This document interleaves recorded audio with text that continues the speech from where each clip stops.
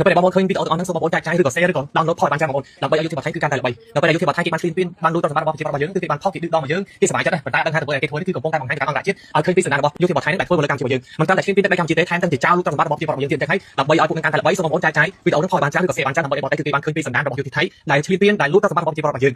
ហើយនេះកងទ័ពជើងគោករបស់ថៃគឺកំពុងតែភ័យបងប្អូនដោយសារតែទង្វើសកម្មភាពទាំងអស់នេះគឺជាទង្វើដែលខុសច្បាប់អន្តរជាតិហើយត្រូវបានចែកចាយដោយយោធារបស់ខ្លួនឯងត្រូវបានចែកចាយដោយប្រជាពលរដ្ឋរបស់ខ្លួនឯងហើយនេះពលរដ្ឋថៃគឺកំពុងតែល្បីនៅឆាកអន្តរជាតិបងប្អូនហើយគេបានពីវិនិយោគកម្មប្រជាពលរដ្ឋគេកុំឲ្យចែកចាយវីដេអូឬក៏រូបភាពទាំងអស់ហ្នឹងនៅក្នុងបណ្ដាញសង្គមបន្តទៀតព្រោះវាប៉ះពាល់ដល់មុខមាត់ប្រទេសជាតិរបស់គេអញ្ចឹងហើយបងប្អូនជួយ share បន្ថែមទៀតជួយចែករំលែកបន្ថែមទៀតដើម្បីឲ្យកាន់តែល្បីហើយទោះបីជាមិនឲ្យប្រជាពលរដ្ឋរបស់ខ្លួនឯងចែកចាយក៏ល្បីហើយស្រេចដែរព្រោះអីវីដេអូទាំងអស់ហ្នឹងគឺបានចែកចាយពេញ social media ហើយបងប្អូនទោះបីជាខំពីវិនិយោគណាក៏នៅតែមិនអាចកុហកគេបានដែរផុសតាំងគឺមានអស់ហើយទោះបីជាមានបទជប់បាញ់ទោះបីជាសង្គ្រាមទូអាវុធគឺលែងមានហើយប៉ុន្តែការដោះស្រាយគ្នានៅប្រព័ន្ធច្បាប់គឺនៅតែបន្តដដែលអញ្ចឹងទង្វើរបស់ថៃដែលធ្វើខុសមកលើកម្ពុជារបស់យើងនឹងគឺនឹងបង្ហាញខុសតាំងទៅកាន់អន្តរជាតិគ្នាដែរការជឿនរបស់ថៃការដាក់កុងតឺន័រការព័ត៌មានលួសមកលើទឹកដីកម្ពុជារបស់យើងគឺជាទង្វើដែលបំពេញច្បាប់ហើយបងប្អូនអញ្ចឹងបងប្អូនទាំងអស់គ្នាក៏តអាប់រំអារម្មណ៍គ្មានប្រទេសណាប្រើកម្លាំងយោធាមកព័ទ្ធយកដីរបស់គេបានទេកម្ពុជារបស់យើងគឺមានផែនទីទទួលស្គាល់ដោយអន្តរជាតិអញ្ចឹងហើយមិនអាចប្រទេសណាចេះតែព័ទ្ធយកទេបងប្អូន